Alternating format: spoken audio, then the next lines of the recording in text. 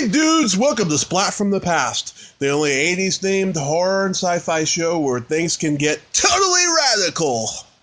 Now today I will be welcoming a writer, producer, director from the 80s, very underrated guy in the genre of horror, in the genres of horror and sci-fi, Aaron Lipstadt. Aaron began as a protege for Roger Corman back in the late 70s, early 80s.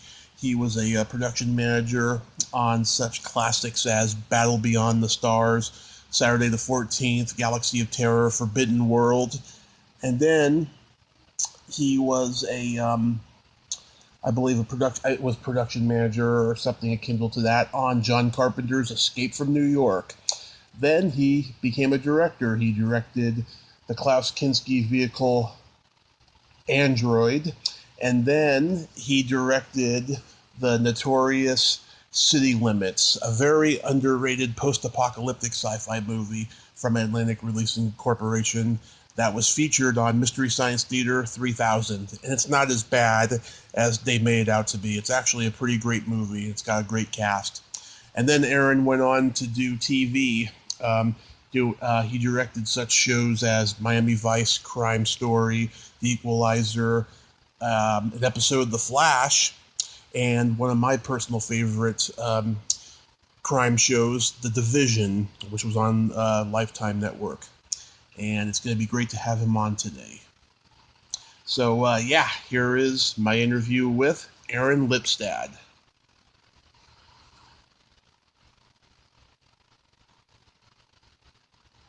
Hi, Aaron. Hi, how are you? I'm great, sir. How are you? I'm pretty good. If I can just get my headset to work, I'll be even better. Great. Well, welcome to the show. This is such a great honor. Thank you for taking the time today. I'm sorry, say it again? Oh, I said, welcome to the show, and this is such a great honor. Thank you for taking the time today. Oh, I'm sorry I missed that. My pleasure. Yeah, it's okay. So, going back in time, did you gravitate toward film early on in your childhood? No, not usually. I was one of those, 8-year-olds making home movies. I did have a super camera that my uncle gave me that he upgraded, and the only real claim to fame I can get from that is I would go to rock and roll concerts and try and see if they filmed there. Mm-hmm. And I did film the Doors at the New Haven Arena. Wow. Morrison got arrested.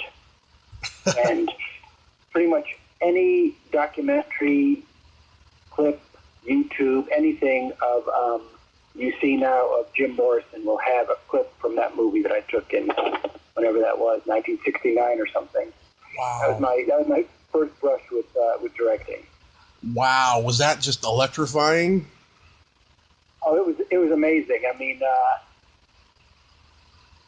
we didn't get much of a Doors concert, but we got quite an event because he was in a state, and very early on, the police came on the stage, the lights went up, he started complaining, he went to his rant, they dragged him off stage, the lights came on, people started throwing chairs. It was a nice moment. That's awesome. When Oliver Stone depicted that in his movie, was it pretty accurate? It was, yeah. Wow. He had my film to work from. Wow, that is awesome. Do you remember the first movie you ever saw? The first movie, probably not. But I do remember the memory I have is, and I don't know why it sticks in my brain, but there's a Douglas Sirk movie called All That Heaven Allows. Yeah. Which I remember because I remember my parents really didn't like it, and that was a big influence on me. And then years later, when Sirk was kind of rediscovered, I thought, oh, him, the guy who made those weepy melodramas. Mm-hmm. That was the first one that impacted you? I don't know if it impacted me. I remember it, and I remember having to kind of rethink my aesthetic when I started really getting into American movies, genre movies, and understanding how they worked, and really what was going on, what the movies were doing above surface level, below the surface level. Mm-hmm. What are your favorite movies? Oh, I have a million. I have movies that I like sentimentally. I have movies that I just will see whenever they're on. I have movies that the important movies for me, kind of when I was forming my own aesthetic, the really straightforward American directors like Bud Bedecker and Don Siegel, they're the ones who I feel kind of a kinship to. Mm-hmm. But the ones I really like are the way over the top, really operatic directors, Yeah. Coppola, Blade Runner is one of my favorite movies. Yeah, mine also, too. What's the name of it? That Richard Lester, Sherlock Holmes, Robin Aaron. That's one of my favorite movies. Mm-hmm.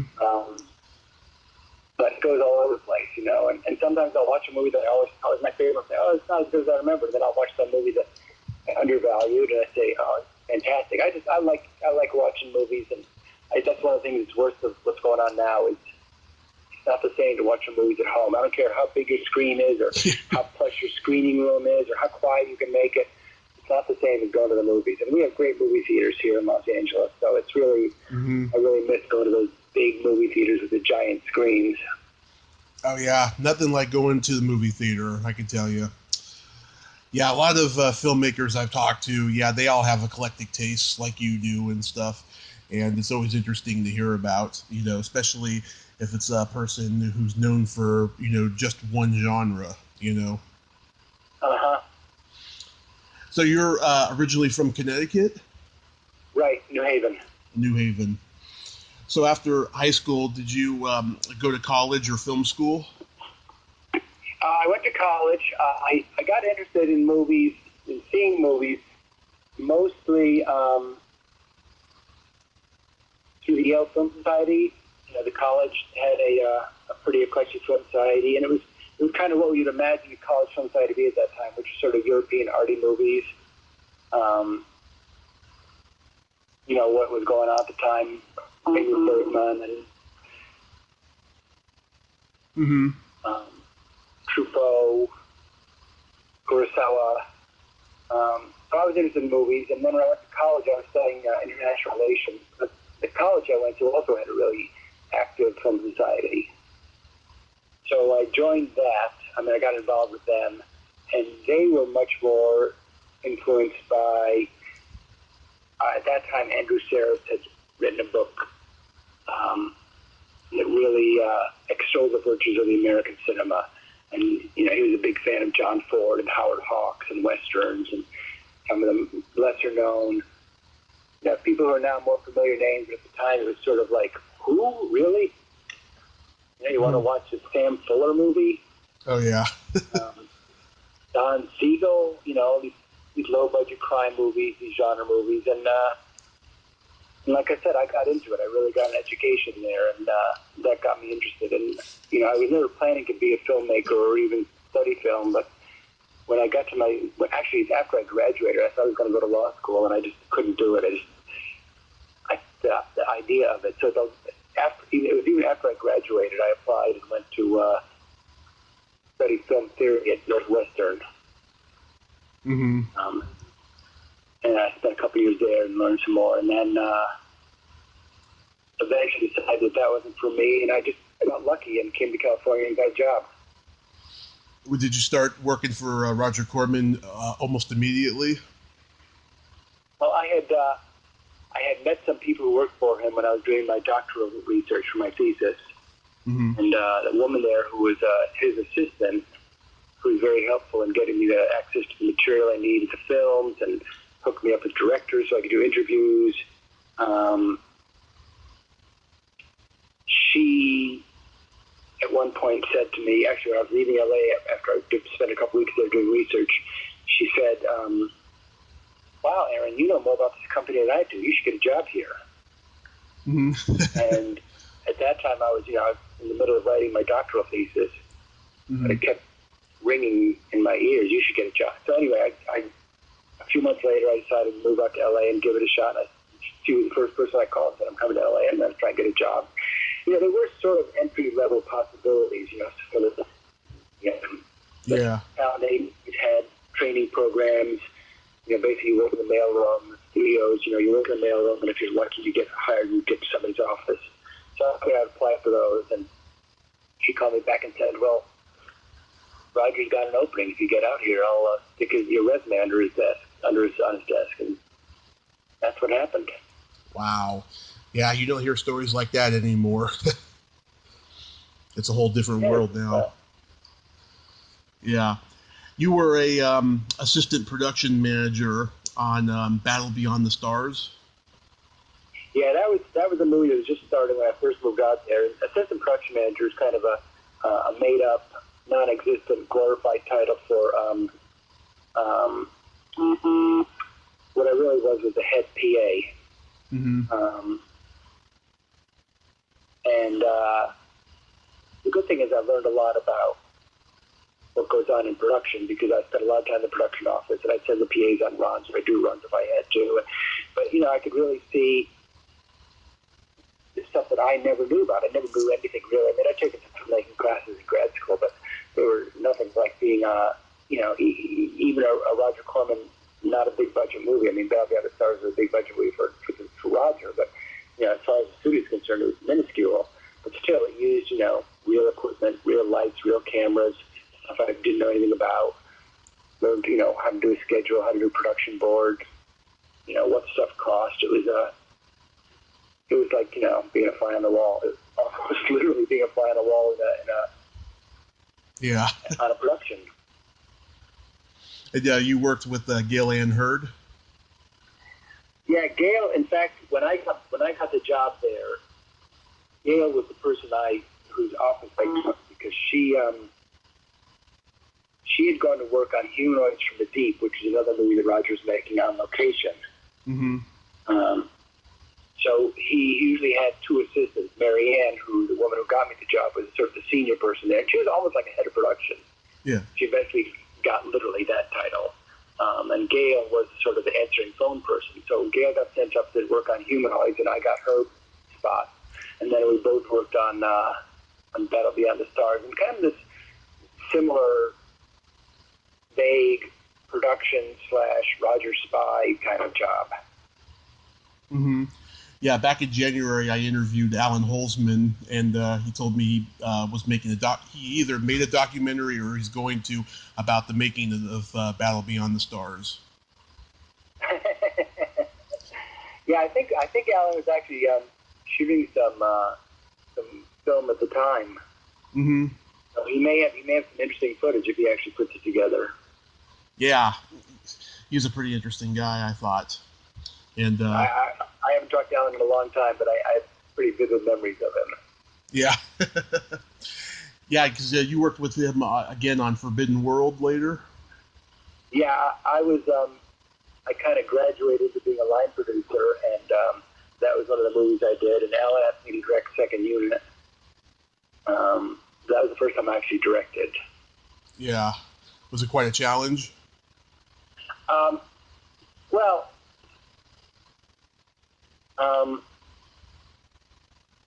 I was really not very good at it, was the challenge. I mean, I didn't really know. He was not all that good at explaining exactly what he wanted, and I was not. I didn't think like a director at that time. And Alan, had a long career as an editor, so he was very specific about the kind of the shots he wanted. So eventually, after some fits and starts, we kind of got together. And then, as he got a little behind, he would give me some stuff to do with actors, and that was when I really started enjoying myself, talking to actors and directing actual kind of emotional things. I mean, it was still Second Unit stuff. It'd be like, I remember one of the clearest memories I had. One was I'd have reaction shots to people seeing all the lab animals being destroyed by the creature. But one day Alan said, could you get some, kind of creepy walking down the hall stuff with one of the actors? And spent a couple hours doing that. And the actor at the end of it was like, how long have you been doing this? And I'd been doing it for about 2 hours, so I said, well, not very long. She was complimentary, and it kind of made me think, well, maybe I can do this. Maybe producing is not what I should be doing. Maybe it's directing. Yeah. Wow, that's cool. Yeah, so while you're doing all these Corman movies, Forbidden World, Galaxy of Terror, Saturday the 14th, are you taking in information that any information that people are giving you that came in handy later on? Oh God, yeah, but very little bit of it. Very little of it was about how to direct. That was only the main thing was watching other people's mistakes, and that's obviously very valuable information to have. But it's not like I had a mentor who said, "Well, Roger, when I first directed, Roger said there's 3 rules to directing. Mm-hmm. Never shoot against a flat wall when you can shoot towards a corner. Never stand when you can sit. Always have a chair on the set. And never sleep with a leading lady, at least till filming is complete." That's good advice. that was as close as I got to mentorship. And then later he also added to that, always get the cutaway. Always get the cutaway. That's great.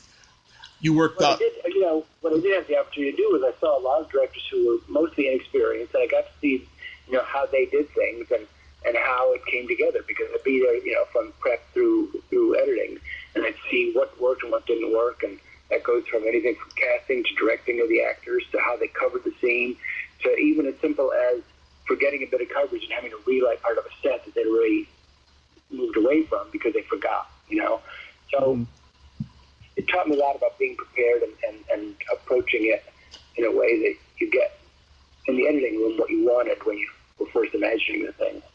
Mm-hmm.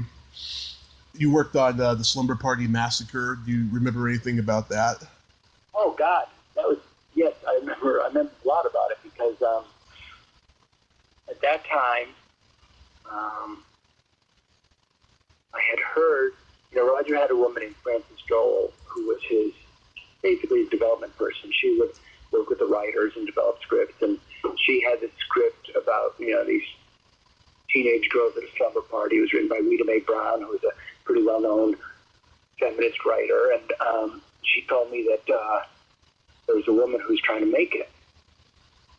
Mm-hmm. So I read the script, and the woman was a woman named Amy Jones, and she lived, not far from the studio. And I called her up. I said, I want to talk to you, and I told her, who I was, and I want to produce a movie, and she said, great. And mm-hmm. she, on her own, the movie had a kind of pre-credit sequence, like you call it, like a television teaser, it was like a 6 or 7 page sequence. And she shot that on her own, cast it, paid for it, found the location, without telling Roger, Mm-hmm. and showed it to him, and he was blown away because, not only the fact that she'd taken the initiative to do it, but it was fantastic. I mean, it looked really great. Turns out Amy was a pretty successful and pretty well-known editor, and was married to a very well-known cinematographer, very well-known now, Michael Chapman, who shot, among other things, Raging Bull, and, has won a couple Oscars, and so he shot this sequence for her, and she got the job, and Amy was pretty young at the time and looked really young. Mm-hmm. Roger's idea was to make this movie super low budget. I mean, even for him, like $200,000. Wow. Making it completely non-union, and he thought if anybody tried to bust the movie, Amy would say this is a student film. So she looked like she could have been a grad student, and you got to hire, just a very young cast and very young crew. And he actually wanted a woman who had been doing a little work around the studio. He hired her to be the producer. Mm-hmm. Over me. And I was working on Saturday the 14th at the time, which was a comedy spoof on Friday the 13th. And it was shooting in a big old house down in downtown L.A. Mm-hmm. So Roger sent this woman producer, because Slumber Party also shot in a big old house. He said, why don't you go look at their files and see if there's any houses they looked at that they couldn't use that, might be useful for this movie. So, office for Slumber Party was in a mobile home in the backyard of the house. That's where they had the files and telephone and everything else was shooting in the house. The house almost entirely shot in this one house, the movie. Right. So she's down there in this mobile home trailer looking through these files. And here's another funny coincidence. Mm-hmm. Roger calls, asks for Julie, who's producing the movie, his wife. Right. So someone says, oh, she's in the house, I'll go get her. Puts the phone down. There's a landline, obviously, a corded landline. Puts the receiver down on the long, 10-foot folding table where the producer is looking through these location photos. Someone asked her, what are you doing? She says, oh, Roger sent me down here to look at this location movies for this shitty little horror movie I'm doing. Roger, who's on the phone like 3 feet away from her, hears her say this. And the next day, I'm producing the movie and she's fired. Wow. That's the movie biz. Again, it was just, you say the wrong thing at the wrong time and the wrong person hears it and yeah. Wow. Yeah. lose a job, and I happen to be there ready to go. So I ended up producing that movie with Amy, and we had a running gag in the production office, which is basically me and Mark Allen. We were the entire production staff and some PAs, and we kept this list. Your low budget when, and we would not throw anything out. If we threw the trash out, we'd keep the plastic liners because we didn't want to buy more plastic bags. There was one stunt in the movie, which was the pizza delivery boy who gets killed by the griller killer and thrown down the stairs in the basement. Wasn't that you? Well, I just thought we can't really afford to pay a stuntman, and we're non-union anyway, so we'd have to hire someone who'd be willing to work non-union. So I've got the guy, and that was me. Yeah. Oh boy, yeah. Maybe my most famous credit from my Roger Corman days is Pizza Boy in Slumber Party Massacre. Yeah, a couple months ago, I talked to Deborah DeLiso, and she told me that that was a crazy shoot, and she felt a little bit of a passiveness towards the movie for a long time, but now she embraces it, because it was a pretty interesting movie, So how did Escape from New York come to you? So Roger's making these science fiction pictures, and he had very much, characteristic of him, he decided to be much smarter and cheaper and more efficient to create his own visual effects studio than to, hire these very expensive places that exist in Hollywood to do his visual effects. So he basically did that, and as a result, he had a functioning studio, and other low-budget movies realized that Roger could do it cheaper than the big visual effects studios. Right. And you could, like anything, you do it on a budget. So Escape from New York certainly fit the category of low budget, and the effects they needed were very much what the people who were looking for Roger were good at. So that was just since I was on staff, that was just another part of kind of what I did, and I didn't spend a lot of time on that movie. I was sort of doing budgets and schedules, but it was really there were a lot of people who did a lot more on that than I did. Bob Kaiser and Julia Gibson were the kind of the co-leads on the work that got done, and of course Bob and Denny Skotak, who did all the models. And I don't know if you've ever talked to them, but they are wizards, and I'm and I mean that in every sense of the word. Yeah. That must have felt great, though, to do something out of the New World camp and, get some work outside of it. It shows that, you can work someplace else.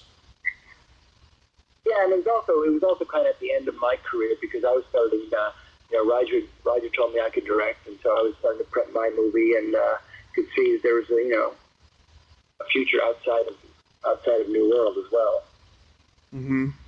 So how did Android come about? Well, after I directed the second unit on Forbidden World, and thought this could be good, I told Roger I was in directing, and he was amused by that, and he said, basically, what he pitched was, you write a script, Aaron, and if I like it, you can direct it. And the title of the script is Alien Sex Shocker, and it's a story of aliens who kidnap human women for reproductive experiments. So you can imagine what the movie was that he wanted to make, and I could imagine what the movie was that he wanted to make. I was a little dismayed. But around that time, the story of the Patty Hearst kidnapping was very vivid. Right. Patty Hearst is a rich heiress who had been kidnapped and apparently either on her own or been brainwashed into joining this revolutionary group, the Symbionese Liberation Army, and go on bank robberies with them. And I thought, well, that's kind of an interesting premise for alien sex shocker. A human woman who becomes better experience and joins the aliens in some kind of revolution. Anyway, I kind of got excited on writing this movie. And meanwhile, there were two carpenters who were working at the studio who had written a script. Mm-hmm. And because I directed second unit for Roger, it was kind of not a regular path to go from second unit to directing, and I think they knew that I wanted to direct, so they gave me this script and they said, we want to make this movie, and do you want to direct it? Mm-hmm. And it was a pretty good script. So while I was thinking about writing Alien Sex Shocker, I was also working with them on their script, which is called Android, and their idea was they were going to try and raise half the money and then go to Roger with the script and me and say, you put up the other half and we can make this movie for $500,000. And we kind of played a little bit of a shell game, let's go to these guys. They were sort of relatives of one of the writers. And they'd go to them and say, well, what do you say? Roger's getting ready to make this movie. Are you in or out? Then they go to Roger and they say, well, these people have this money. They're going to put it somewhere, so are you in or out? And back to the other guys, and kind of play each side against the middle. And both sides eventually said, yeah, okay, let's do it. So we ended up making that movie Android for $500,000. Wow. And I've been told by several women that Klaus Kinski was just a nightmare to work with. I'm sure in your case it was no exception. Now, when you say several women, you mean women who worked on Android or women who worked with Klaus over his career? Yeah, over his career. Well, he was kind of known as a lech. Mm-hmm. And, our plan was, first of all, we moved all his work into as short a period as possible, probably because we could only pay him for 2 weeks, and probably because we didn't want him to be unoccupied and available for tormenting people as little as possible. So yeah, we kept them busy, and we tried to I guess the safest way to say would be we tried to insulate him so that he couldn't have opportunities to do bad things to people. Yeah. But he was actually, from what we had been told and what I'd feared, I'd never directed, really never directed actors before. Here's Klaus Kinski, who at that time was known as sort of terrible, crazy genius from the Werner Herzog movies. And was actually, I think at that time, he was starting the point in his career where he realized he'd had some success as the star of Fitzcarraldo and Aguirre, and wanted to parlay that into some real money. And if movies like, science fiction movies or American movies could give him a way into that, he would take it. So I don't think he considered it like a work of art that he had to invest his emotional being into. He took it as a paycheck. So if he kept him relatively happy, he, it's not like we ever had any screaming, throwing things arguments. He was just a particular guy, a very specific guy, and he kind of knew what was asked of him. And I was fortunately articulate enough to say, this is what I need, and that's really one of the first lessons I had in how you have success as a director is you communicate what you need to the people who can supply it to you, and do that until you get what you need. Yeah. Did he pull any pranks on anybody? No, he was really very, for the most part, pretty straightforward. There may be some stuff that went on that I still don't know about that happened behind my back, but the most startling thing was, it's a very small cast. Several of the cast were theater, primarily theater actors. They really valued rehearsing and going deep into the character, and they were just relishing the idea of working on their characters with Klaus Kinski and this famous European actor, and really getting deep into a relationship. And the first day he worked is the day when they meet him. Mm-hmm. And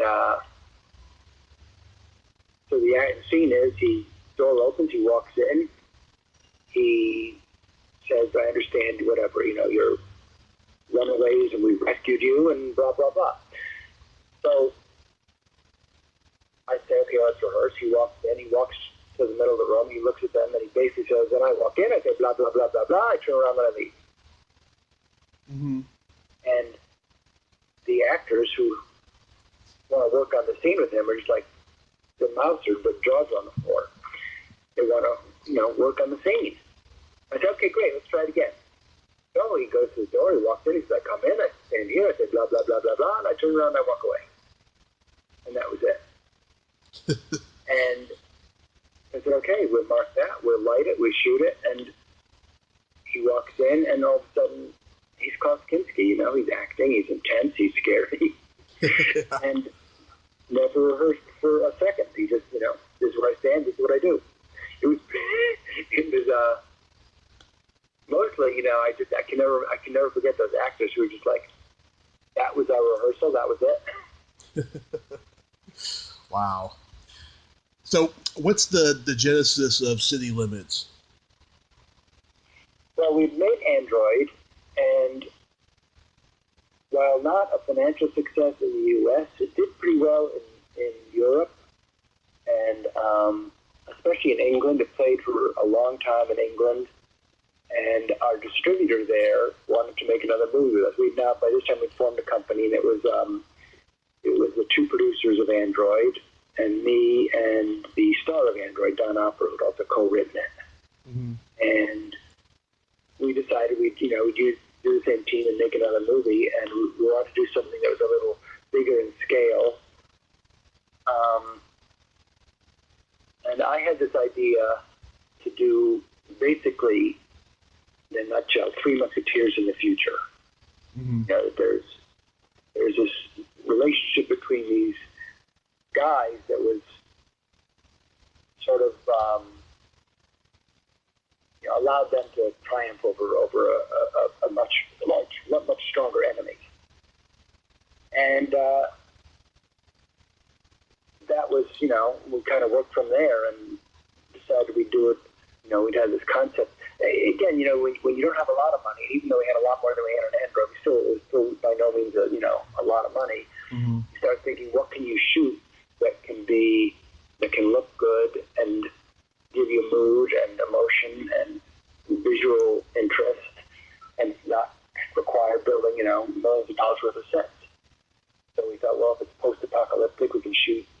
in a dark city at night and have a lot of action that can be exciting and scary and have a premise that kind of makes sense, which is basically these kids who've been raised up as a, brotherhood, sisterhood. They've raised themselves and they're fighting effectively the grown-ups. Mm-hmm. That was kind of what the premise we were working from. Yeah. Was there any direct influence of Mad Max in it? Certainly not direct influence. I'm trying to remember. I could have my timing all screwy, but I don't remember seeing Mad Max before we made City Limits. Mm-hmm. I mean, it's kind of like I remember people asking me, was there any influence of Blade Runner on Android? Because, Blade Runner deals with this android who may or may not be an android. And, yeah. In a lot of ways, very similar plot to, or similar premise to Android. I said, well, no, geez, Blade Runner came out the same summer as Android did. They were being made simultaneously. I never, it wasn't like I was reading Hollywood scripts and saying, oh, I should remake this. I was, you have to understand the New World was so at the fringe of what was being made in the studios. We might as well have been in Indianapolis as far as the access we had to Hollywood. So no, I have no memory of. I remember seeing Mad Max and loving it. I probably saw it after we were making City Limits and thought, geez, he did a much better job of this than I did. Yeah. Was a really, really talented director. Mm-hmm. Absolutely. You assembled a great cast for City Limits. How was working with Ray Don Chong? Oh, she was great. She was really game. I mean, everybody entered that with a lot of enthusiasm, but a lot of it was fun. We had a good time. Even though the hardest thing about it was we were shooting nights all the time, so. Mm-hmm. I think we had 5 weeks consecutive of nights, so people got pretty burnt out. You come to work at 6 at night and wrap at 6 in the morning, and day after day, and then the weekends you sort of turn around and get to normal life. But especially I think the women on that show, and especially Ray Dawn, really liked the idea that they could, kick ass and ride motorcycles, and we probably looking back on it, not as successful as I thought at the time, but really the idea was that no difference, no gender differences between the men and the women on that movie as far as the characters go. That it wasn't like the women were back in the ranch doing the cooking and the men were out doing the fighting. We really wanted it to be a situation where everybody was kicking ass, and she really was into it. She liked it, and fun to work with, and had a good time. Mm-hmm. How many weeks did it take to shoot? I think we had a 30 or 31 day schedule, so 6 5-day weeks. Wow. And James Earl Jones, he must have been great to work with.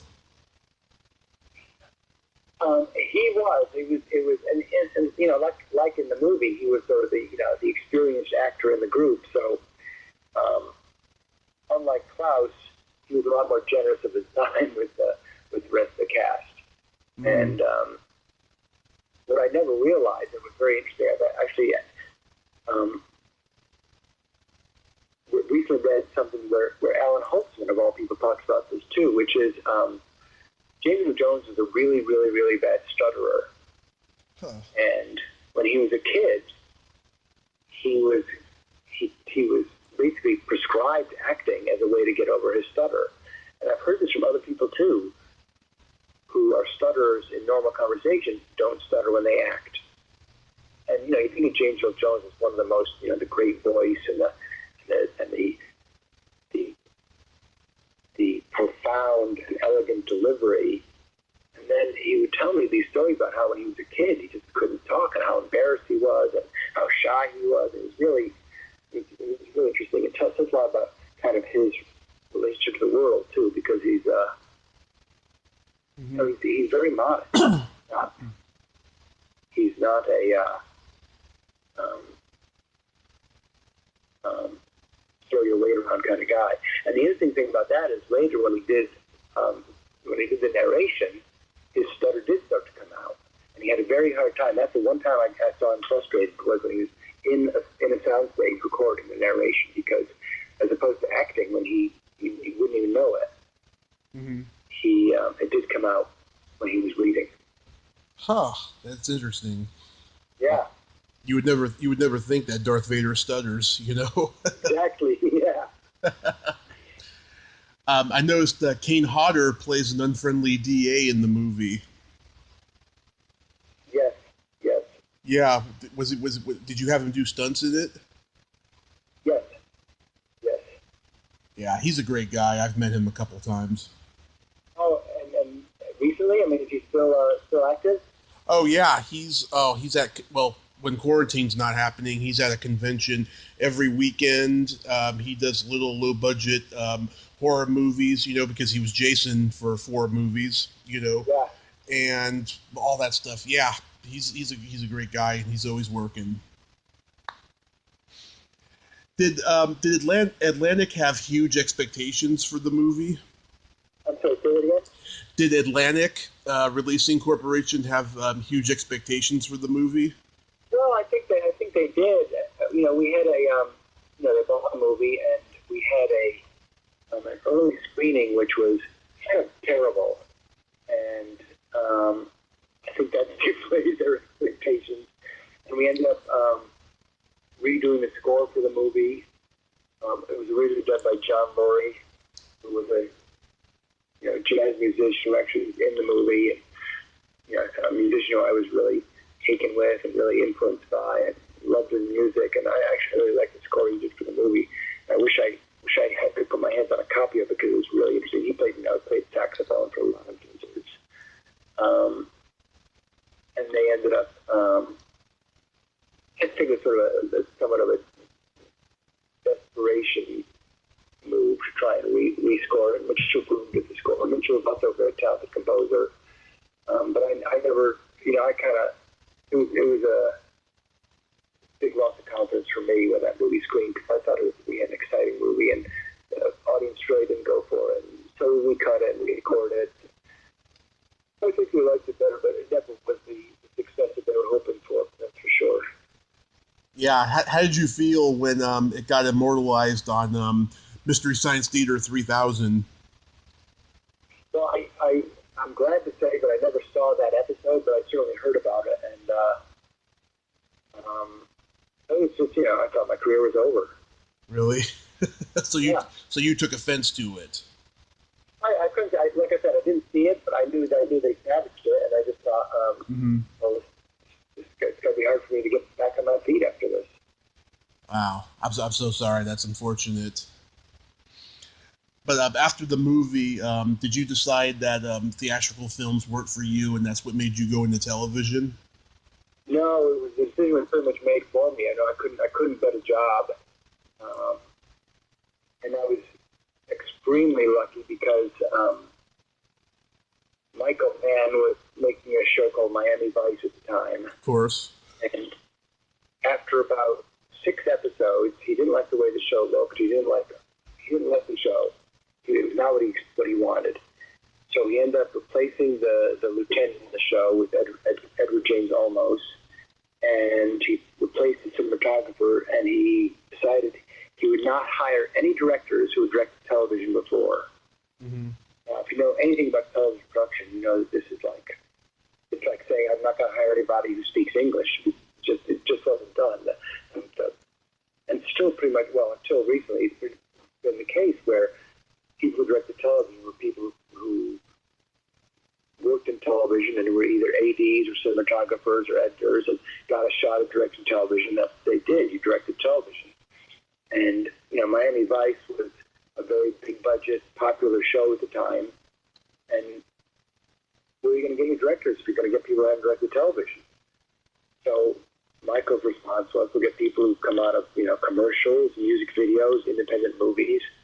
And he had seen Android. I think I mentioned that Android was very successful in London. And when it was released, Michael was in London shooting The Keep. and had seen Android. So at some point, when he was saying, I'm not going to have directors who've done television before, mm-hmm. someone suggested me, and he remembered the movie, and so I got a call saying, would you be interested in directing television? And at that time, I was, unemployed and completely broke.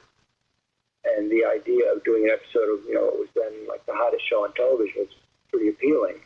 And my thought was, I'll direct this episode of television and people see what a great director I am, and I'll just go back doing features. Yeah. So wow. What this show was kind of how naive I was. but the good thing was, I think that attitude didn't get me back to directing features, but it certainly on Miami Vice, because even though the show was really hot, I mean, Don Johnson had just been on the cover of Time magazine. They were like, it was, I guess, the equivalent of maybe Game of Thrones at its peak. Everybody was talking about it. Everybody was watching it. But I thought, I'm a movie director. I'm not a TV director. This is slumming for me. So I wasn't as afraid of Don and of the circumstance of directing, a 7-day television show as maybe I should have been. Mm-hmm. But it worked out, because after the first day of shooting, the next morning after we saw Dailies in LA, I got a call and asked me if I want to do another one. So from then on, I was the TV director. And then you did another show for him, Crime Story, which lasted a couple of years. Yeah, no, I was really enjoying it. Michael was doing some of the most interesting television, certainly in terms of, he was not, television could be very conservative in its storytelling and in its the way it's shot, and Michael was looking to abandon some of that stuff. And it was a good time to be a director on those shows. They were very stylish. They valued, the look of the show, the cinematography. So it was really, it was very encouraging to be able to design shots that were, feature type of, I mean, it's the division between television and movies, obviously, in the last 10 years has become kind of irrelevant, because movies have gotten more and more formulaic and television's gotten more interesting. And most interesting directors are now, American directors are probably working more in television than they are in movies. And more people are watching television in a different way. But at that time, television was very mainstream, very conservative, very formulaic, and what Michael was doing was one of the few people challenging that and pushing it. And it was a good time good place to be for a young director.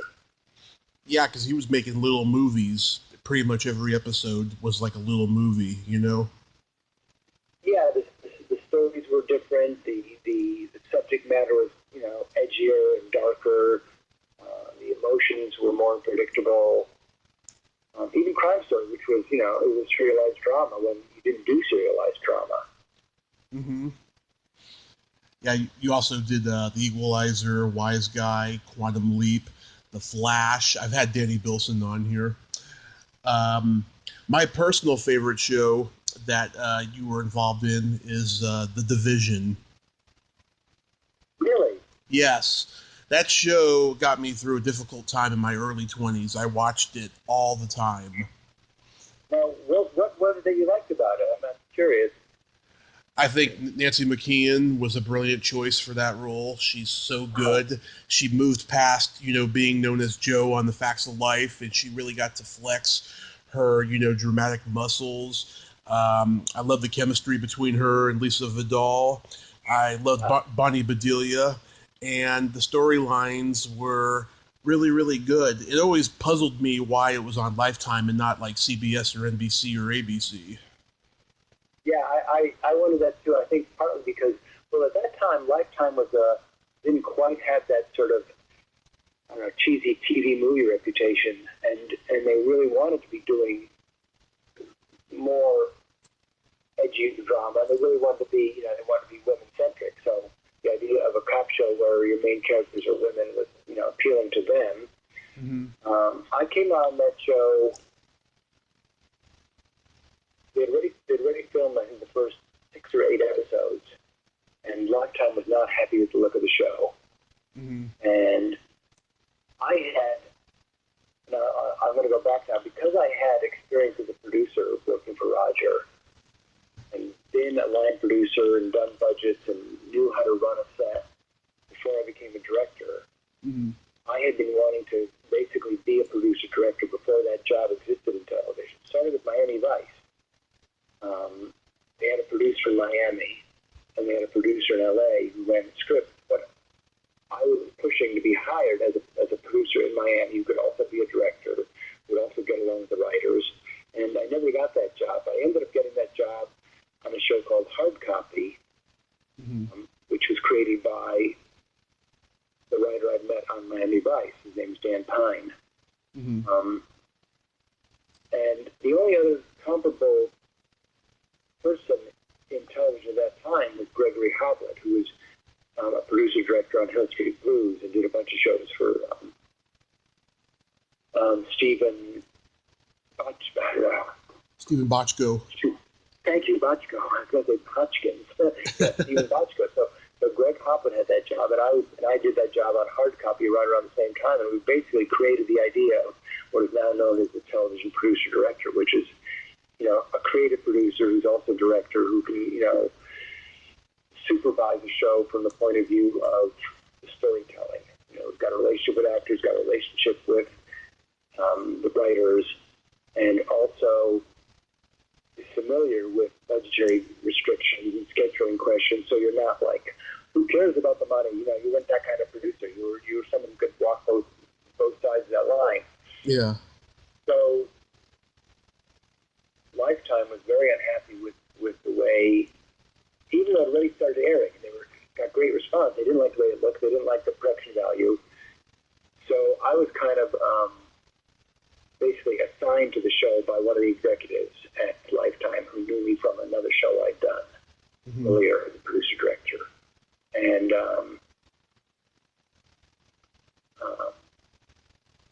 fired the DP and fired the production designer. And at the end of that season, we replaced one of the cast, ended up hiring John Hamm and Taraji, and just changed the feel of the show quite a bit, and ended up running for, I think, 5 years on Lifetime. And it was a good experience for me because I had a lot of it was satisfying because I had a lot of input into the storytelling, the casting, what the directors were doing, the look of the show. So it's nice to hear you say you liked it. Oh, absolutely, yeah. I missed that show. I wish a syndication company would pick it up. It's a really great show. So what are you doing these days when quarantine isn't going on?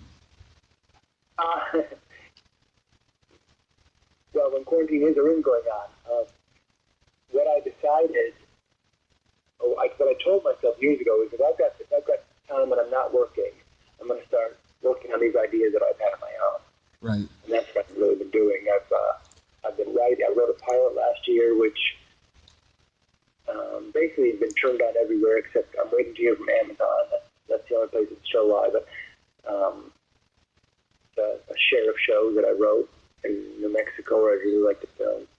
And since I've been writing another pilot, which I'm almost finished with, developing 3 other shows that I would like to produce or direct if we can get them going. So it's really now getting ready for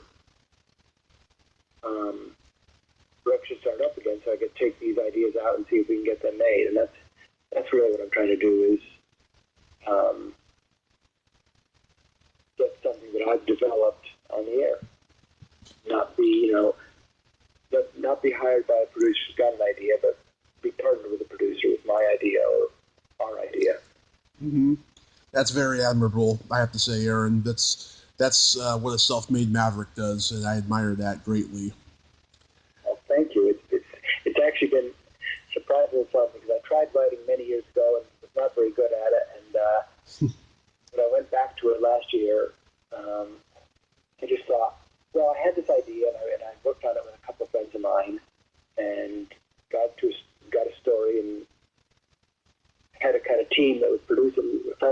hey, we should start.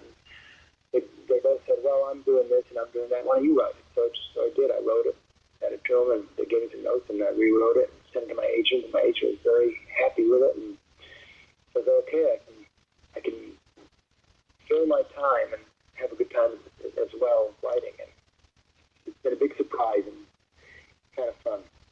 So it's one thing I can do and not leave the house, not worry about whether production is going or not, or whether people can go to the restaurant or not. But I can sit at my computer and think of ideas, and yeah, I feel very lucky that I've got that. Absolutely. Have you talked to Roger Corman in a while? I haven't seen Roger in quite a few years. He was at a who was it? I saw him at a book reading a couple years ago at UCLA, and talked to him and Julie briefly, and then I saw his. I've almost took him up on. I don't know if you saw his quarantine film festival idea. No. You should see if you can find it. He released I don't know if it was on Twitter or what the format was, but he released a little. Hi, I'm Roger Corman. I'd like to invite you all to participate in the Quarantine Film Festival. And I think the rules are you've got to shoot it. You've got to make a movie basically in your house using whatever actors are in your house, whatever props in your house. There, you can't go out and rent equipment. You've got to make your quarantine movie. Mm-hmm. Wow. I actually started shooting some stuff for that, but I decided I'd rather concentrate on my writing than on the 2-minute quarantine movie. But I may go back to it. I have to see what the deadline is. Yeah, a lot of people are doing the virtual conventions and festivals and stuff. I think it's ridiculous, but you got to make money somehow during this. Yeah. Yeah. Well, you should try and find them because Roger's very charming and very, he's got a little twinkle in his eye when he proposes this quarantine film festival. Yeah, I was supposed to meet him last September. I go to Monster Palooza, the horror convention in LA every year, and they're doing a tribute to Dick Miller and Dick's wife and Jonathan Hayes and Jackie Joseph from Little Shop of Horrors. They were doing a panel, and Roger and Julie were supposed to be there, but they had a last-minute cancellation, and they were going to be signing afterwards and stuff. I was looking forward to it, but hopefully, next year I'll get to. He's 94. He's still out there plugging away and stuff, but you never know sometimes. Yeah. But that's why it was very heartening to see him in his video. Mm-hmm. Well, Aaron, I thank you so much for coming on today, and I'm glad we could talk about these classic cult movies in the sci-fi and horror genre. So I thank you so much, and I hope you stay safe and that your movie ideas come to fruition after all this craziness is over. Well, thank you. Thanks so much. I appreciate it. I enjoyed talking to you. Thank you so much, sir. Have a great day. All right. You too. Okay. Bye-bye. Bye. Well, there you have it. Aaron Lipstadt. Ain't he a cool dude? Wow. Great guy. Nice guy. Very humble. Very passionate about what he does. And that is just so awesome. I'm glad we got to talk today. If you like this video, everyone, please subscribe to my YouTube channel. Add me as a friend on Facebook. Join my Tommy Kovac comedian page on Facebook. Follow me on Twitter and Instagram and all that fun stuff. Well, that's all time we have this week on Splat from the Past. Until next time, this is Tommy Throwback Kovac saying, there's no shame in living in the past because the present sucks. Later, dudes.